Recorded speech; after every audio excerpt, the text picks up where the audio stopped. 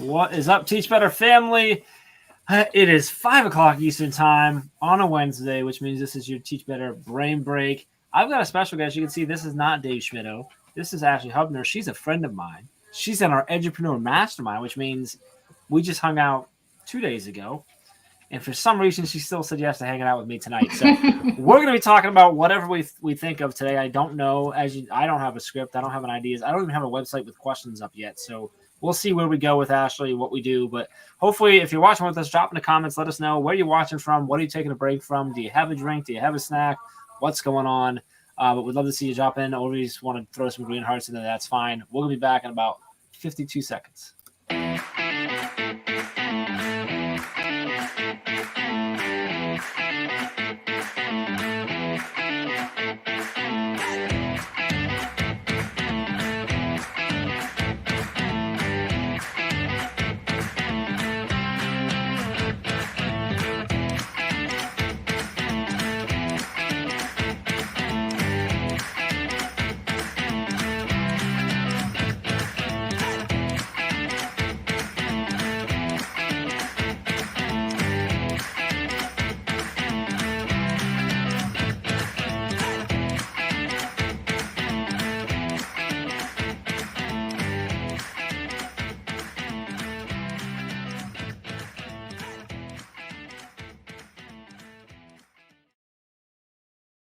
All right, we are back. And Ashley, I think there's some people wondering if you realize what you agreed to.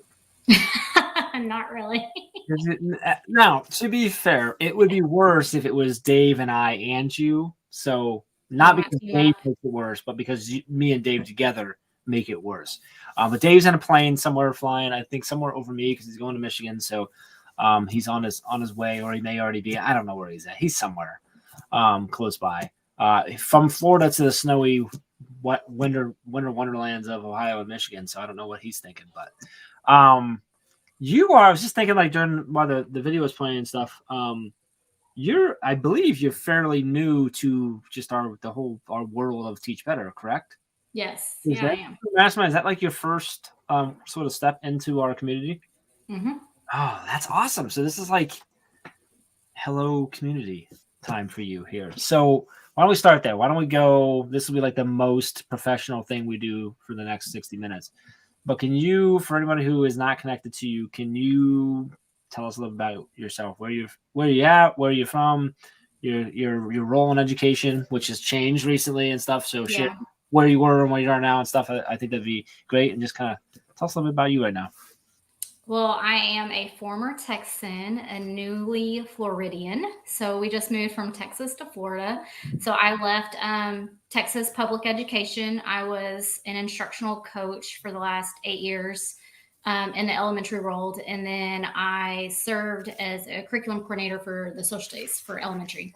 So big into curriculum and instruction. So transitioning to Florida, I was trying to, decide what my passion was and where I wanted to go with that. And I just really have a heart for supporting teachers and supporting coaches. And so I recently wrote a book that should be published soon that is going to help support new instructional coaches coming into that role and just giving them tips and tricks and, lessons that I learned along the way and stories that I can share about my experiences.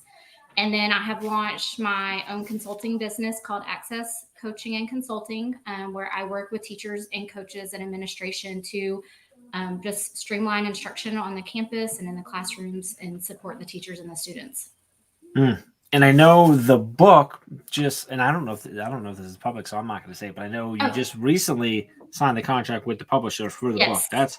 Is that public knowledge yet? Yes, it is. Okay, so we can share because most people watching are going to know who you're talking about because they're friends, so it's all good. But go ahead and share who you're working with on that. So I'm working with Darren Peppert at Road to Awesome. So I'm very excited about that. Yes. He actually is the one who brought me to Teach Better. To the Mastermind, yeah. So prior to that, you had never come across this, weren't connected to this at all? No. Yeah. Well, thanks to Darren. That's awesome.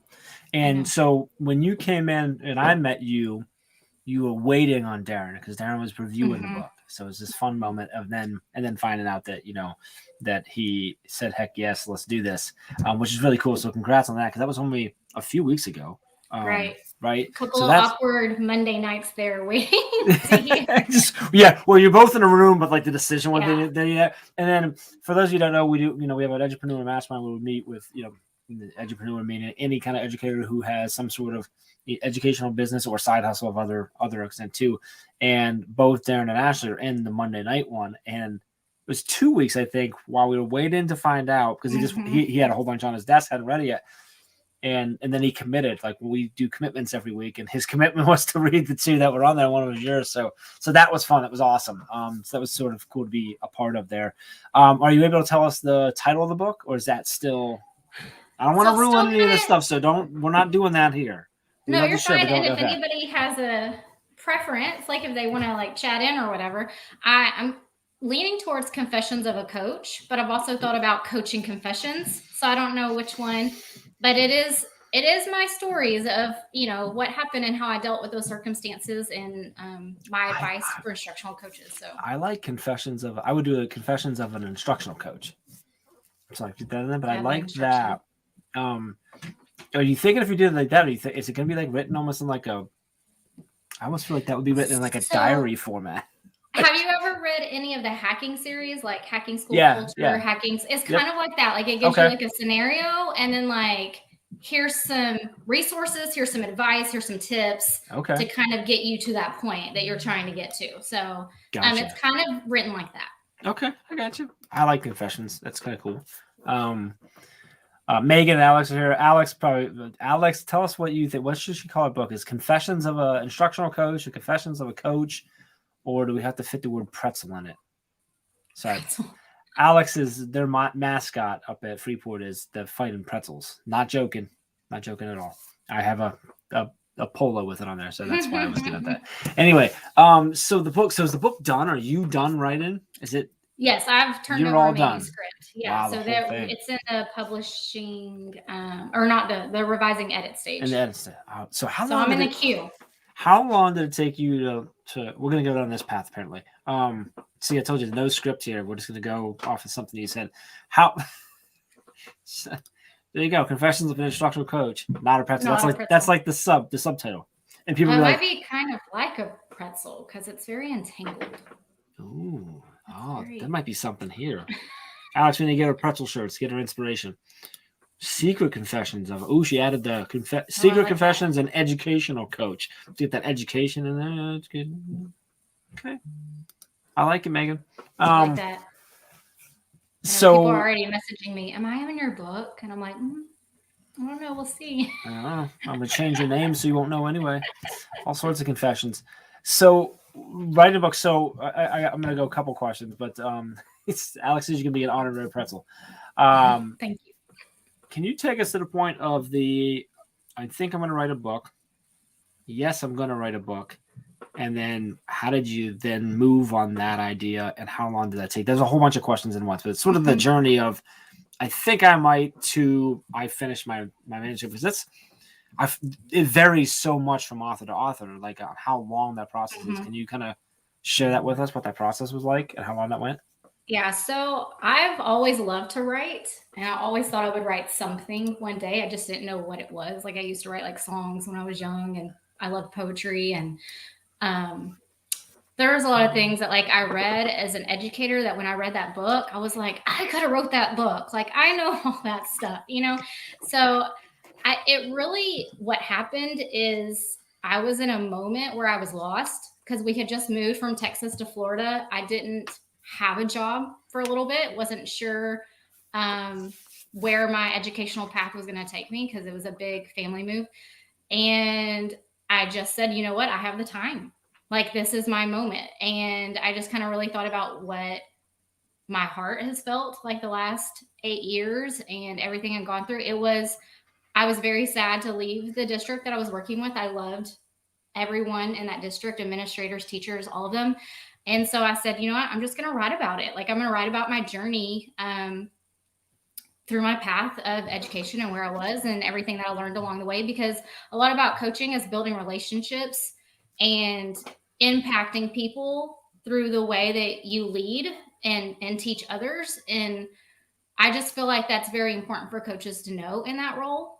And that's really kind of how it all started. And I have a lot of strengths, I feel like, in professional development and managing time and things like that. So I said, I'm just going to teach people, what I've done. I'm in a Facebook group for instructional coaches, and there's new ones in there all the time, like just asking for advice and feel like they're drowning, and just wants a partner. And so I kind of hoped that my book would be a story that would parallel theirs, that they could read it and be like, she gets it, she understands, and this advice is worth it. So that's kind of how I started. And literally I just kind of bunkered down for about 2.5 to 3 weeks and like wrote every day and finished it. You wrote the whole thing in like 3 weeks?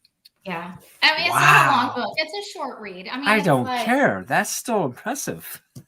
I'm driven. And so I'm like, when I'm going to do something, I'm going to do it. So I sat there, and that's all I did, really. I mean, other than watching my kids and helping transition with the move, I wrote like when they were at school, and I just sat and wrote all day. So you had that moment, you had that opportunity, and you really took it and utilized that time. Well, that's awesome.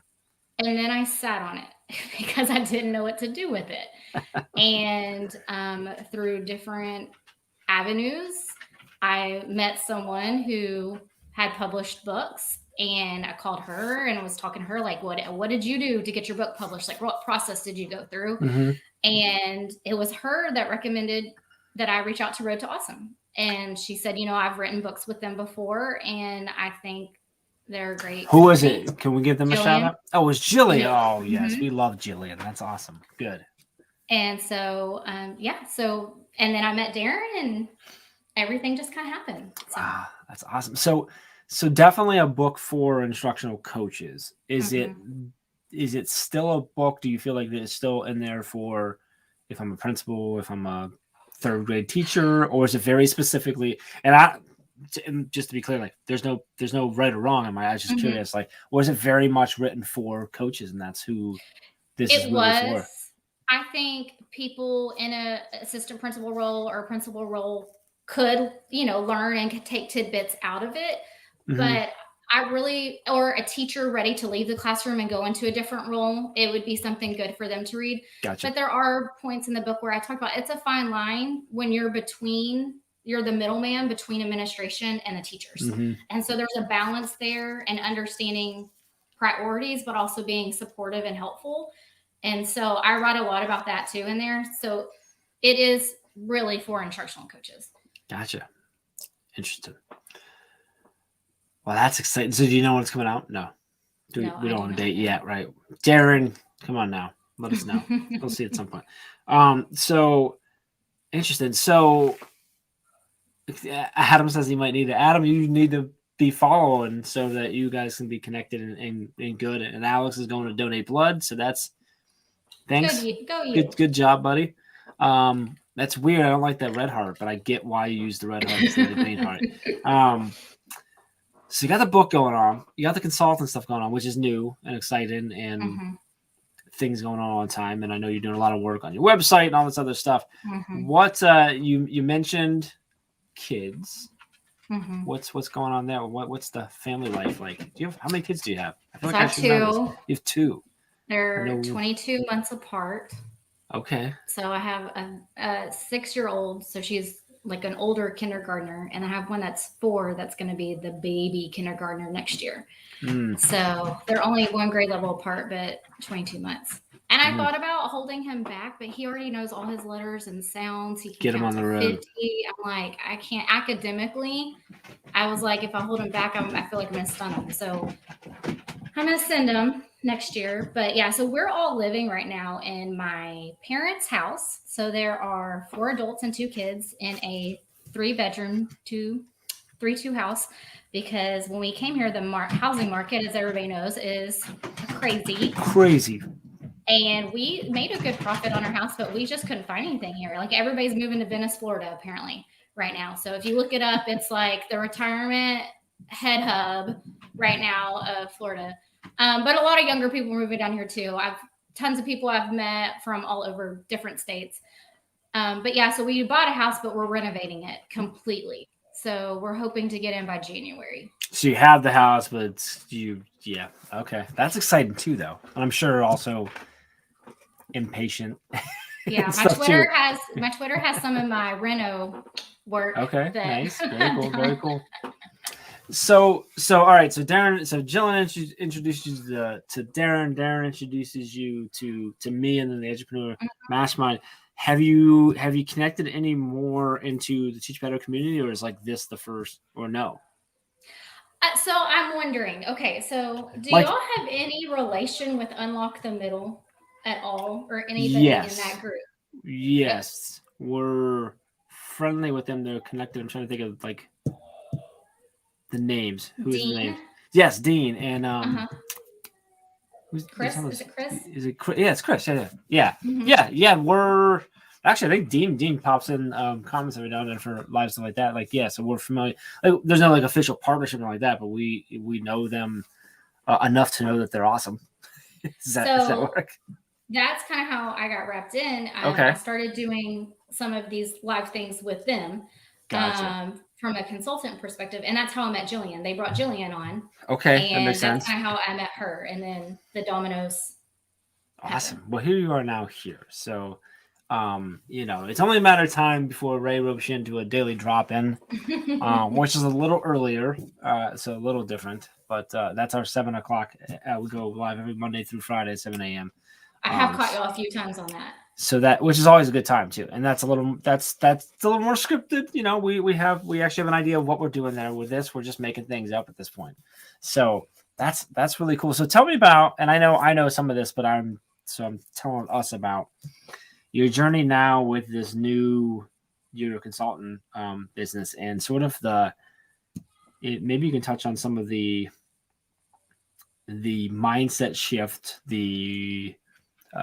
what's the word I'm looking for? The imposter syndrome battle, all that type of stuff that might be going that you've had to deal with. Because I know there's people that watch that have ideas, that some of them are maybe already going after things, stuff like that. And I think it's always it's awesome talking to someone who has recently made you've kind of taken this leap into this to go after it. So I'd love to hear sort of how's that been mentally for you as you've made this transition, because it's a big transition in your life just in general, but also now in this career path and what you're doing there. So I think, well, first of all, this was something I never thought I would do until I kind of like retired, because I was very faithful to the district that I worked with. And I was going to do anything and everything that they needed me to do. I'd actually applied to be an AP right before we left. And then I had to tell them, sorry, we're moving. So I guess I kind of just decided just to go for it because it was an opportunity that was presented. I think one of the things I got to a place where I decided I'm just going to do it myself, because I had interviewed with a company in Texas, pretty much in Texas, but they have other clients in other states that does the same thing. Ultimately, it came down to I couldn't travel that much. Like, I have young kids, and I would have had to fly back to Texas like all the time. And so I couldn't take that opportunity. And then something else happened. I had another kind of similar opportunity, and something else happened. And I said, you know what? I'm just going to do it myself. Like, I don't have to be with a company to do what I want to do. Like, I can just do what I thought I would do in 15 years, do it now. And so that's kind of what I got into. I had a lot of that doubter mindset that we talked about in our masterminds class for a while, because you're right. There are people out there that are doing this. There are companies out there that are doing this that are like huge companies, national companies. But you know what? There's always going to be someone else. And you just have to decide if that's what you want to do and if that's your passion. And it is my passion. And so I just decided I'm going to do it and see how it goes. What's been the biggest struggle so far? I think the biggest struggle so far is like knowing that I could really make a difference and impact a school. And like, I want to get in there and get started working with people, but I also have to get like some ducks in the row first.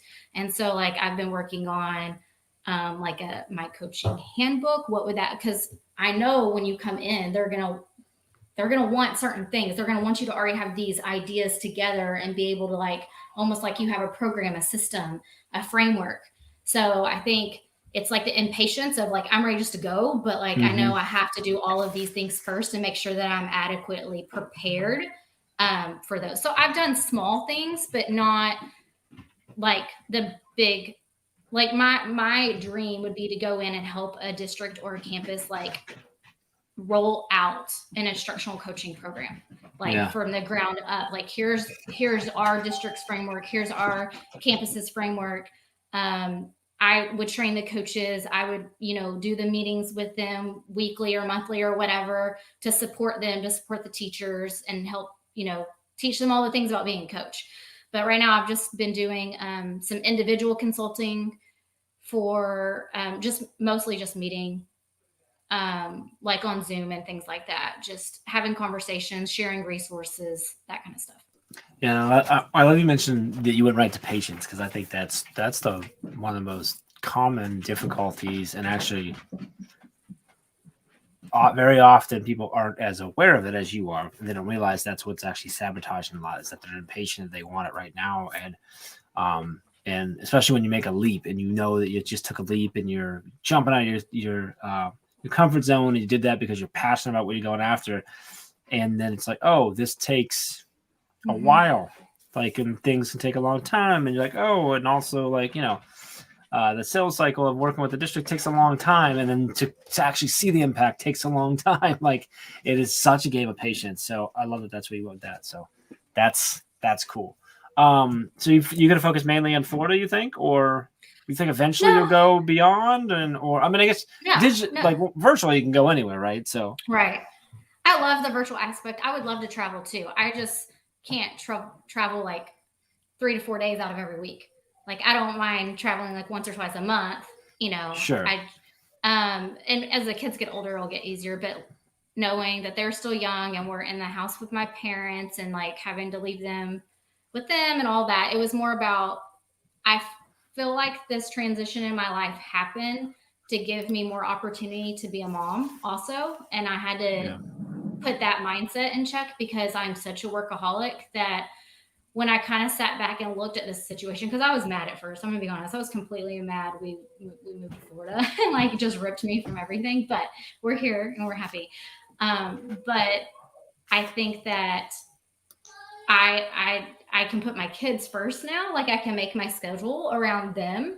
And, if I don't want to work the week of Christmas, I don't have to work the week of Christmas. If I don't want to start my day till 9:00 because I want to take my kids to school in the morning, then I don't have to start my day till 9:00. So I can put them first now instead of like myself and my work first. I love that. That's really cool. All right, I'm going to take us a completely different direction now. Okay. I have pulled up now. Uh-oh, my website. No, you're safe. 100+ funny trivia questions to ask. So this is what I a lot of times would do. We wouldn't even talk to any of that stuff about you. We would just went right into like, let's ask stupid questions and see where we go. So I'm going to throw some questions at you, and we're just going to talk through, and we'll see where it takes us. Is that cool? Mm-hmm. This is the actual brain break part. Now, your brain doesn't get to take a break. You have to think through these questions. But anybody watching can just kind of sit back and laugh at us a little bit here. And the first one I pulled up, I'm like, oh, this one's great, because you're coming from Texas where there are no laws, and you all just do whatever you want. But this question, and these are like legit. In California, you can't legally buy a mousetrap without having this thing. It makes sense, but it also really doesn't make sense. Without having a mouse? You have to bring a mouse in to buy. You have to have a hunting license. No, really? Yeah, I don't know if it's true. I'm going to believe it's true. It's a hunting license. Anyway. Here you go. In Texas, it's illegal to swear in front of what? Children. No, that's church. Illegal. No, actually, I think it's legal to swear in front of a church. A political member. I don't know. It says a corpse. A corpse? Yeah, I'm wondering if these are true. Now that could be because the next one is in Georgia, it's illegal to eat what with a fork, and it's fried chicken. I'm like, which could be a thing, but illegal. I think we have to know the context of these laws. Like, when were these written and why? I do enjoy that though. That is funny though. All right, I'm gonna look here. This is not funny. This is just best ones. These are just good ones here. General trivia questions. These are always fun though. What does www stand for in the website browser when you type it in? World Wide Web. You know what's fun about that? www, the shortened version of World Wide Web, actually has more syllables than World Wide Web. It actually takes you longer to say www than it does to say World Wide Web. Oh my goodness. Sorry, You're right. I counted it out. I did my syllables. So we shorten it, but it's longer. It's funny. Anyway, it's quicker to write, I guess. I don't know. That was random. I apologize. What geometric shape is generally used for stop signs? A hexagon. That's what everyone says, and that's what I said too. It's actually an octagon. Is it? Because it goes. Oh, yeah. I know. Your reaction right there. I can't remember who it was that I had on where that question came up before. The exact same thing. They're like, oh yeah. Thinking. Yeah, You're right. With my finger. My life's never gonna be the same. It's changed now. Let's see what else we got here. Do you know what's the animal? The animal in a Porsche logo. A greyhound? No, that's not Porsche. That's who's the greyhound? I don't know who that is. There's something with a greyhound. Maybe greyhound. Porsche is a horse. Oh. Well, I should know that because they always talk about the horsepower, right? I don't know that's why that's. But sure, yeah. Let's. I don't. What think are we that's, talking about? Okay, I don't know. Symbol.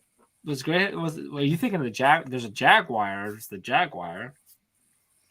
The Greyhound buses. Did they put Greyhounds on their thing? Someone figure that out for us. What car company has a Greyhound, if any of them? So now this is a particularly special one for me, dear to my heart. What is the rarest M&M color? We talked about this on a brain break before, and someone actually looked up. You can actually look up, and they'll tell you like they're not all the same. Their percentages of the bag is what the colors are. Mm-hmm. It's really. I didn't know that. Do you know what the rarest one is? Don't you Google it? Are you Googling it right now? I guessed orange already. It's not orange, so your Google is not working. Well, I know it's not brown or red. It's brown. Is it brown? It's apparently. I've heard a lot of browns. Why did you not think it was? I don't know. Maybe because I guess it's the brown bag that has a lot of browns. Just the chocolate ones, not the peanut ones. The peanut one. I associate the bag color. But I do think I believe the percentages change based on the flavor, the type of whether it's a plain M&M or what's your go-to? I honestly like the ones filled with peanut butter. Oh, me too. I like Reese's Pieces. Well, I like the peanut butter M&Ms. I love the peanut butter M&Ms. They are. I like I like plain and peanut, but I love the peanut butter ones, especially because my kids don't like peanut butter. My daughter despises it. Like if I had a peanut right now, which I did a little bit ago, when I go upstairs, if I get anywhere near her, she'll be like, "Ew, Dad, you have peanuts." Like it's that bad. That's interesting. My daughter just ate a whole scoop of peanut butter out of the No, like she hates it.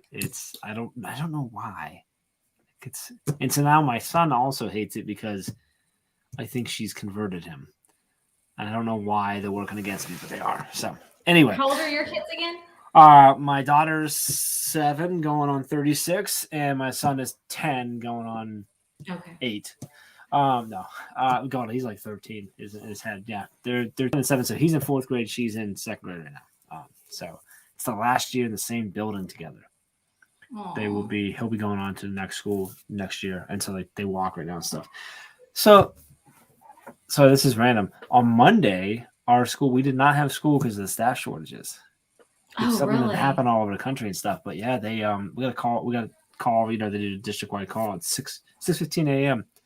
They didn't have enough. It turns out it was bus drivers. They had a couple that got hit with flu and stuff like that, and then they were so close. They've been trying to hire for a while. Like they're paying really nice right now.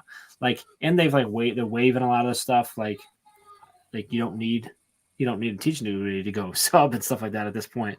I'm like, I should go sub because it's pretty good pay, but I don't think I could handle it, to be honest. So were you, before you became instructional coach, were you in a classroom first? Mm-hmm. How long did you do that? So 5 years I taught second and third grade. And then for 1 year I was a math interventionist for K through 4. Okay. And then we moved. So we were in another district, and then we moved. We bought a house. I got married, and we moved. And so the last 8 years of my career was in that district. So how long altogether now in education? So this is my 15th year. 15th year. Wow. So yeah, and so to think, like, if you count this year too, I'm still doing instructional coaching. It's just different. Mm-hmm. I'm in my 9th year of instructional coaching. I was thinking about that the other day. I was like, I've done this longer. So it was 8 years. So when you moved, you went right into instructional coaching, or yes, you did? Yeah. Wow. Okay.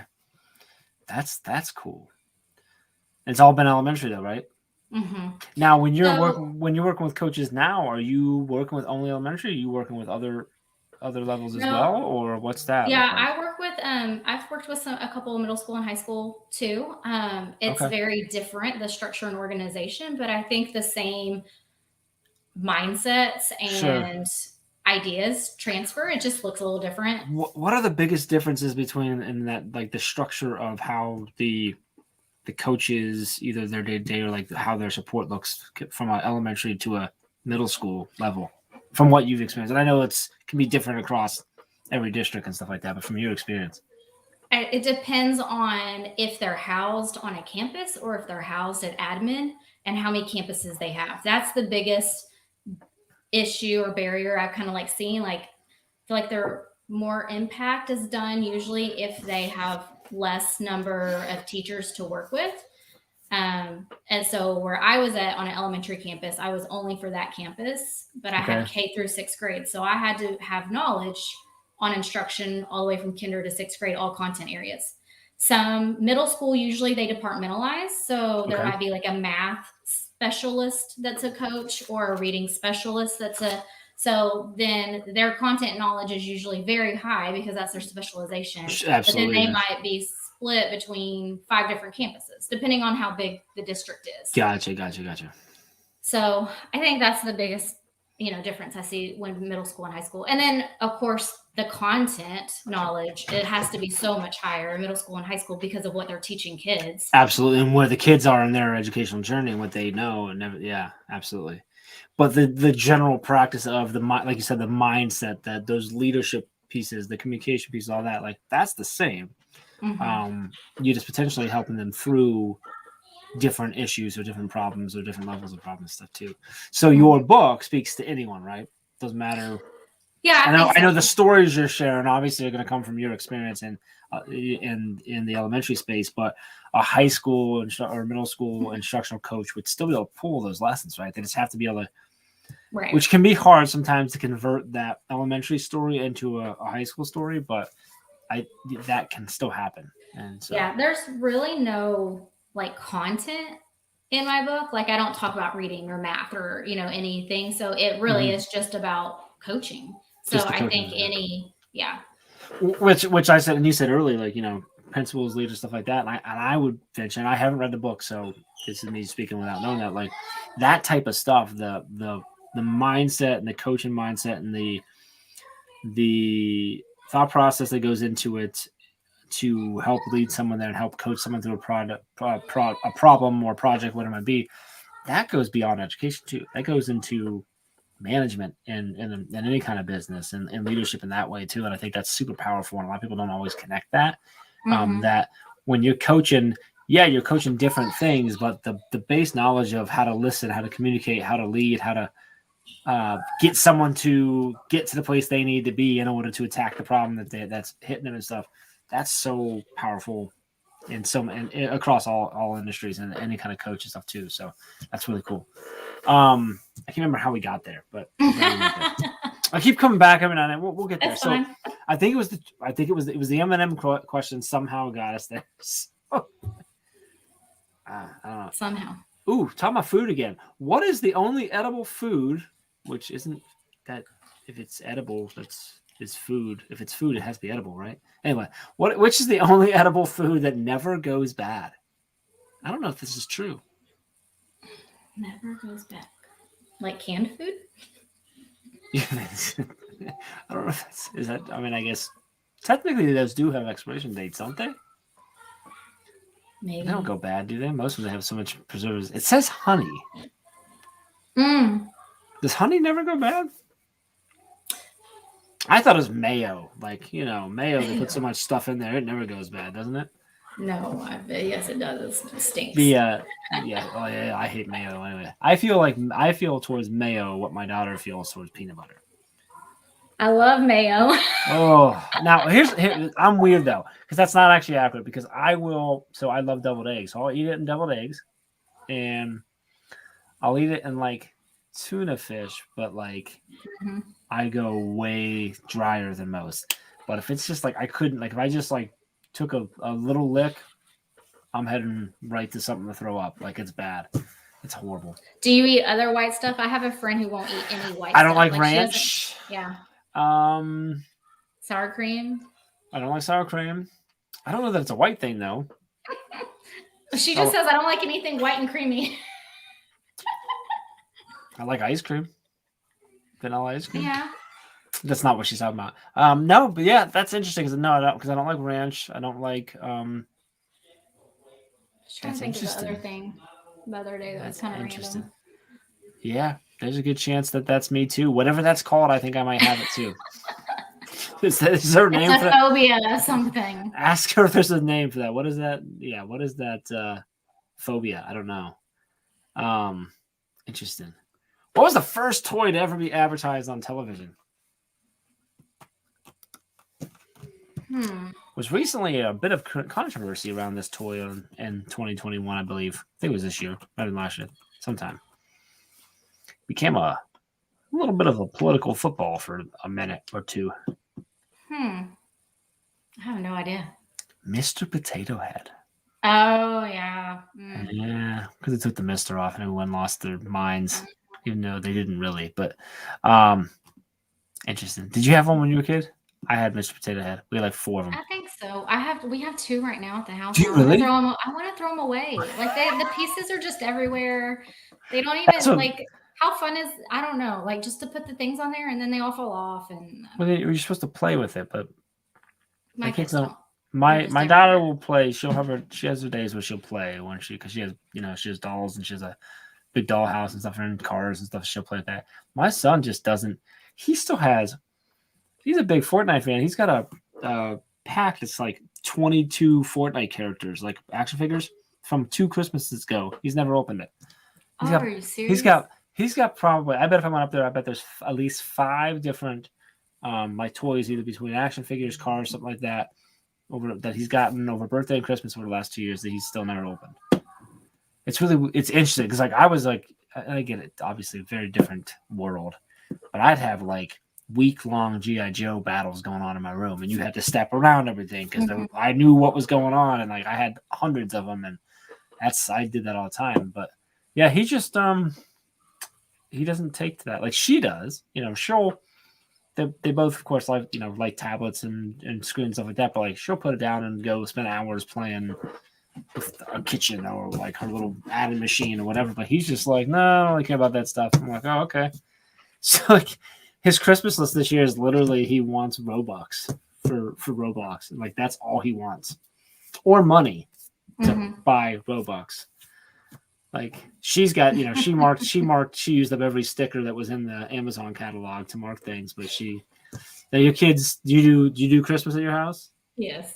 Your kids do lists and big things and stuff, or No, they're still little. I mean, I kind of asked them, but we already know like what we're gonna get them. Like we Yeah. kind of decide. I guess But they are younger, so yeah. yeah, my son is obsessed with dinosaurs and Transformers, Oh, and okay.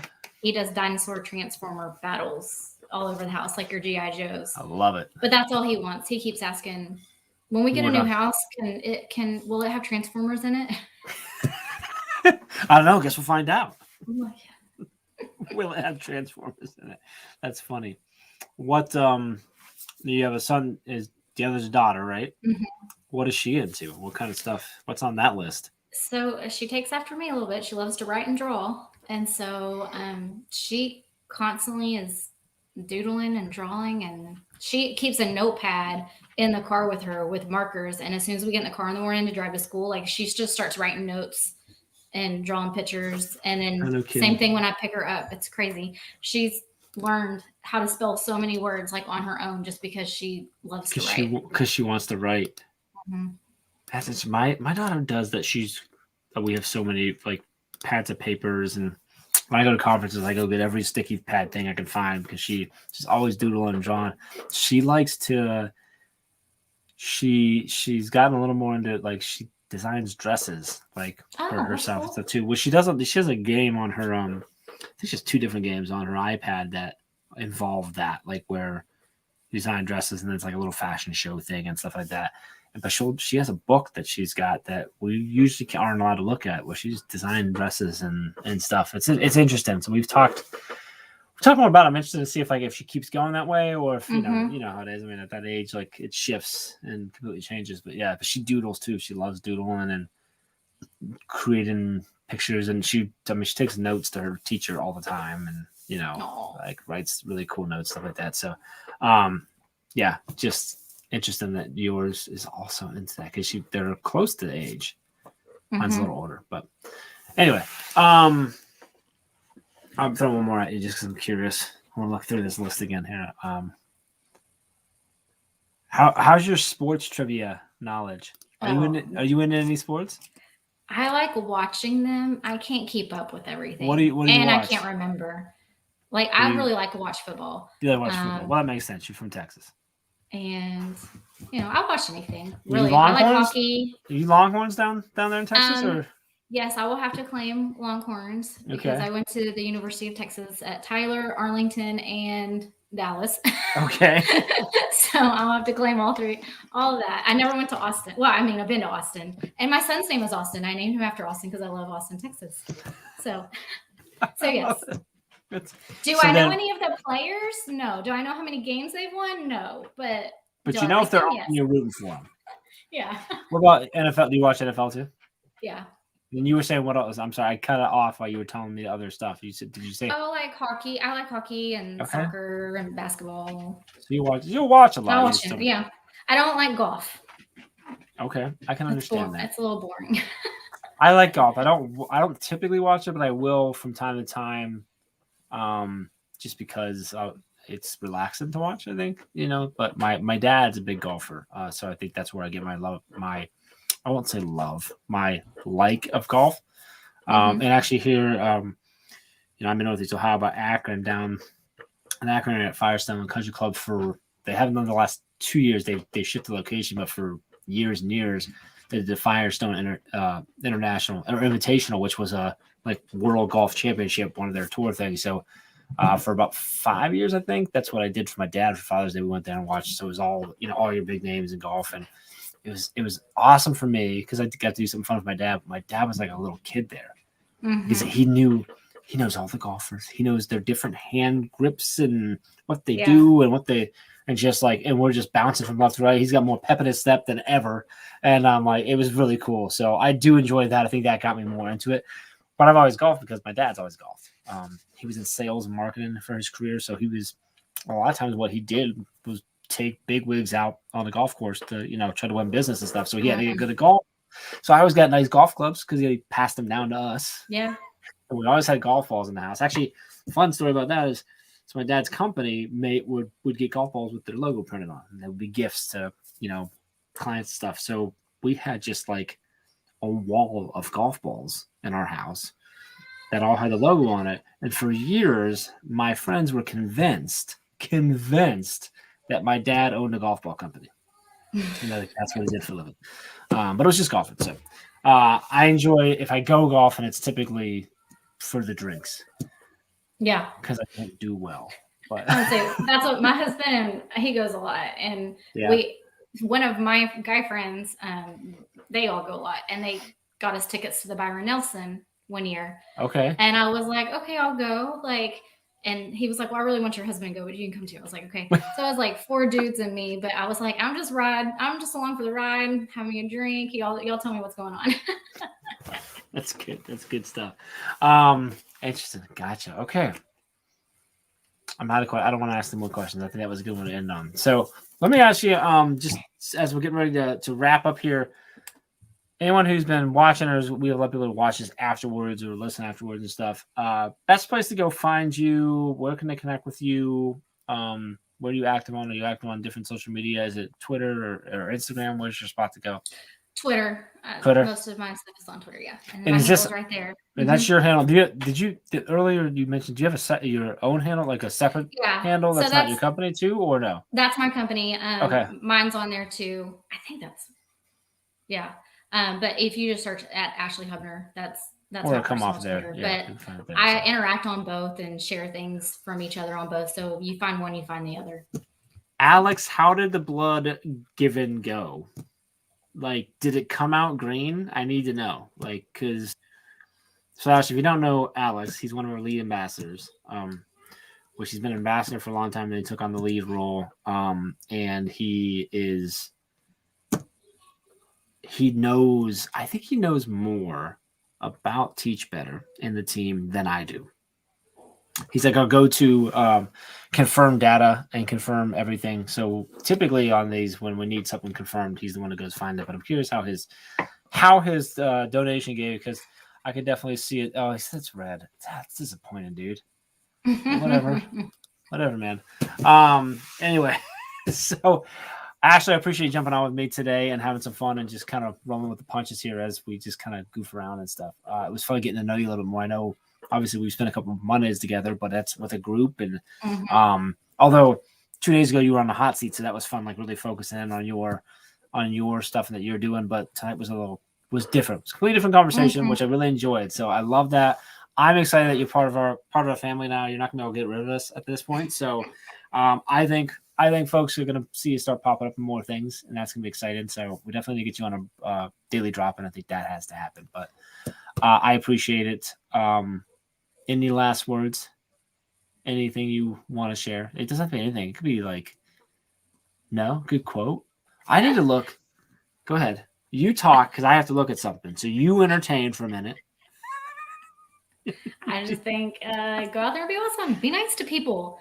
Be the holidays, and there are some cranky people out there right now that need to be nice. So be nice. That is a very good. That right there is great. I'm glad I put you in that awkward situation. Be nice to people. It's the holiday season. That's actually a really good point though, because people are ornery in general. It's been tough. Like the stress and the trauma of the pandemic is still there. Now you throw in the stress that's always there for the holiday, which it's supposed to be a great time, lovely time, but stressing because you're trying to get gifts done. You want to do it right. You want to make people feel good. You want to make sure your kids are taken care of. You're organizing trips. The weather's messing things up. Like, this is supposed to be like the most wonderful time, and it can be a really stressful time. So be nice to people. And if your teacher friends, like, they got a couple weeks left, they're just trying to get through. Kids are yelling. Like, there's Transformers and dinosaurs battling out in the hallway. So just be nice, people. I love that. Make sure that you drop in tomorrow morning with Ray. Daily drop-in. So that's every morning at 7 a.m. Eastern time on Monday, Tuesday, Wednesday, Thursday, Friday. We'll be back next week. Same time, same place for this. I think Dave's back with us next week. Don't forget, you can still register for Teach Better Conference at teachbetterconference.com. That's still $100 off right now. Early bird pricing, so you want to get on that. When is that? What's that? When is the conference? October 14th and 15th, 2022. So it's a Friday, Okay. Saturday. But actually, everything we say that, but everything really kicks off on Thursday night. That's like when we're kick off networking event. We have 2 days of conference sessions all day long and networking in the evening. Proposals for that don't open for a while. Right now, you'll see the team's been sharing out a lot of like how to prepare to submit your proposals. Those don't open till March, and then they're gonna be open for a while, so you have plenty of time. In the next couple months, we're going to start releasing more details like speakers and stuff like that, some of the keynote and stuff like that. So that's coming. But right now, you can get that $100 off. So that's good. So make sure you jump over and do that. I want to shout out too. We have a new course that just came out 2 weeks ago. That's in the academy. That's writing strategies and marketing your work, which is a great course from Olivia Chan and Carrie Pitstick. It's part of our academy. So if you've already got the academy membership, that's all set. We add a new course every month too. So check those out. And daily dropping tomorrow. Brain Break, we're back next week. Hopefully Dave's here. Go follow Ashley, connect with her, check out what she's doing, and follow her so you know when the book comes out. And so shout out to Road to Awesome for that. So appreciate you, Ashley. Appreciate y'all watching. If you need anything, as always, please reach out, let us know. I appreciate you a whole lot. We'll see you next week.